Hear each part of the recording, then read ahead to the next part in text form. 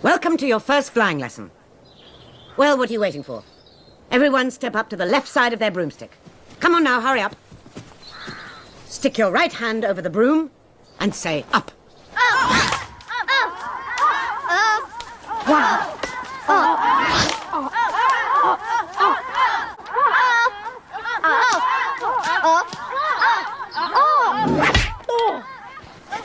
Shut up, Harry.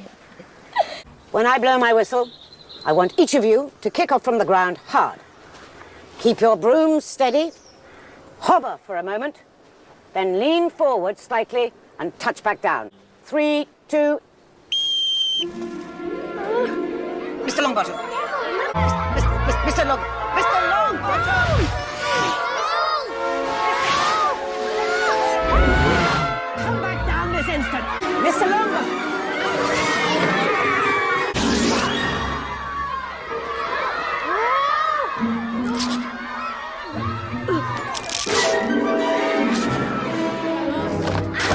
Everyone out of the way. Good boy, come on now. Up you get. Everyone's to keep their feet firmly on the ground while I take Mr. Longbottom to the hospital wing. Understand? If I see a single broom in the air, the one riding it will find themselves out of Hogwarts before they can say Quidditch. Did you see his face? Maybe if the fat lump had given this a squeeze, he'd remember to fall on his fat ass. Give it here, Malfoy. No. I think I'll leave it somewhere for Longbottom to find. How about on the roof? What's the matter, Potter? Bit beyond your reach. Harry, no way. You heard what Madam Hoops said. Besides, you don't even know how to fly. What an idiot. Hey there, LEGO fans and Potterheads. I'm the lawyer in the LEGO Shed, and this is the 16th in a series of videos that I will be making this year as I build my way through the magical world of LEGO Harry Potter.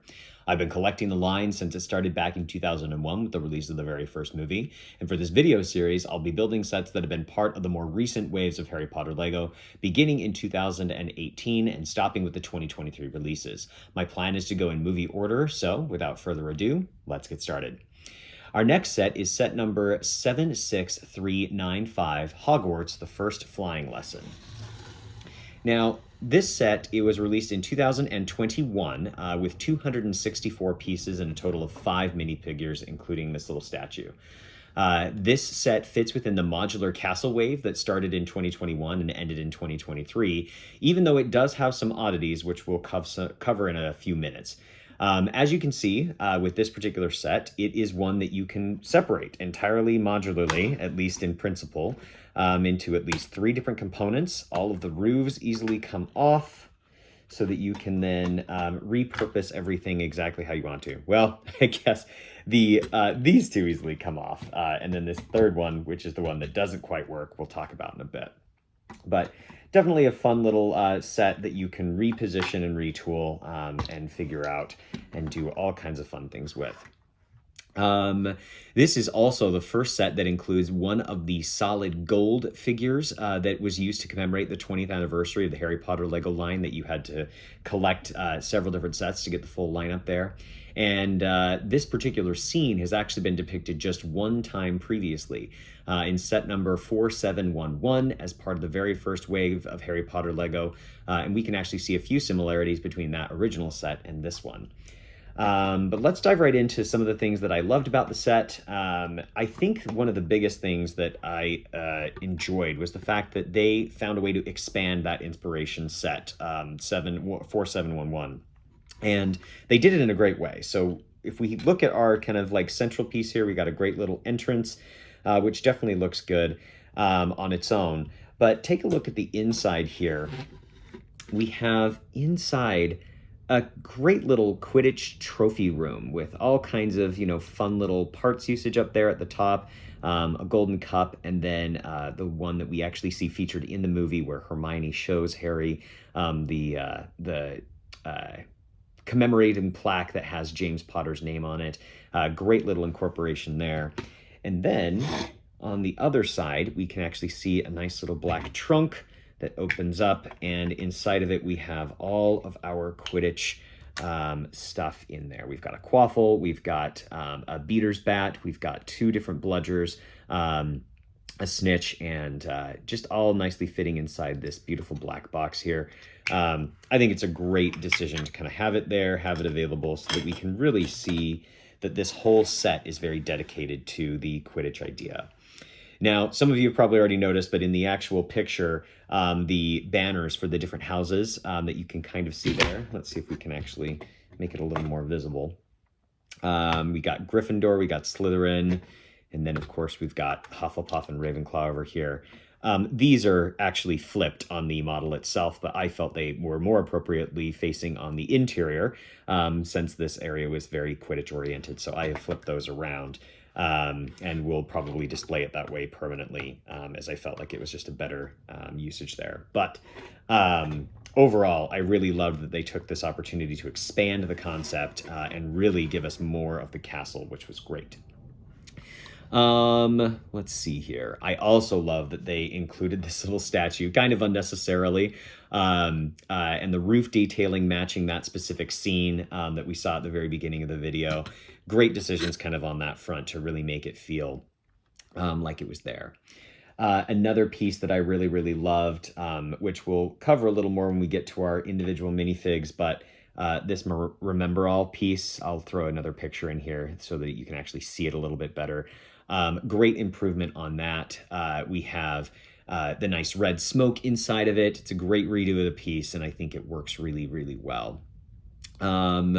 So yeah, aside from that, the things that I didn't quite love are the fact that we are actually missing a statue. If you look at the movie, in the different scenes that feature this particular area, there is the statue with the crossed swords, and then there's actually a statue with a spear. That's the one that Neville gets caught on during this flying lesson before he drops to the ground needing to go to the hospital wing.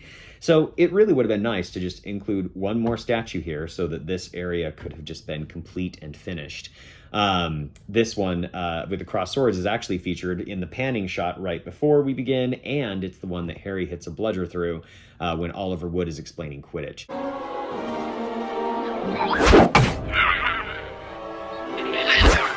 So definitely would have been an opportunity, I think, to make sure that we had just fully vetted this area, and it would have been only one more minifigure, and I think it would have been worthwhile. Next, I'd say too, it's frustrating that this particular set doesn't follow the modular rules. So far, we've been able to have modular sets that operate on this kind of principle of 8x8s, right? Which is what these little guys are. They're 8x8s, which is wonderful, and they will fit underneath, for example, our Gryffindor common room, the Polyjuice Potion Mistake, which we'll get to later in the series. But unfortunately, this door frame is 10 across, and it's to accommodate, very obviously, this play feature, which we'll talk about in a minute. But that decision then throws off the ability to, as you can see, equitably stack on top. It's not going to fit, and I'm nervous about how that's going to work with the overall system. So I'll be intrigued to see what ends up happening, but this was something that really did bother me overall. And I think that the transparent rods up here that are mounted at the top, already being used for the play feature of giving the illusion of flight, I think these are more than sufficient to give that impression, though admittedly those ones on top don't have the ability to move up and down like this guy does. So I can understand why they included it as a play feature, but I think ultimately where it compromises the ability of the entire set to function within the modular system that they've been working on, I think that's an unfortunate decision that they made. Let's get into the minifigs next, and we've got some great ones here. First, we have Madam Hooch. She was previously only obtainable through this more recent wave in a minifig collection from Barnes & Noble. So it's great, and I think she looks lovely to have gotten her here. She's even got her little tan gloves on. She's got printing that lets you kind of see the whistle there on her shirt. I just think overall she's great, and she even came with a cape, so great piece there, great minifigure. And then we get yet another set with no Harry. We've got just instead a Neville and a Malfoy.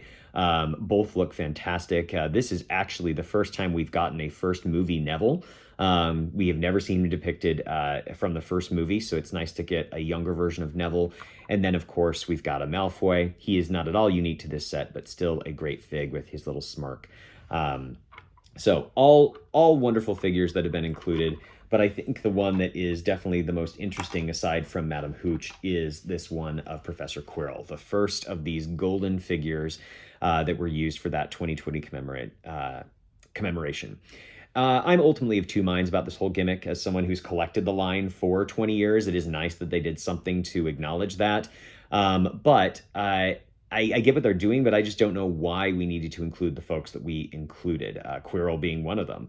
I'm not quite sure why he makes it over the entire, array of various characters they could have done. But he's here, and he does look pretty great with his kind of unique gold printing that still captures the essence of his turban and the residual piece of fabric that goes over. He even has double-sided printing on his head that has Voldemort on the back, and then his special branding at the very back that says 20 years to celebrate Lego Harry Potter. So definitely a unique and fun figure, and by the time we're done with this series, we'll be able to see the entire lineup of all of those golden figures together. So overall, pretty good set here. Glad that we took the opportunity to build out the castle more with an interesting space and a minifig selection that was really wonderful.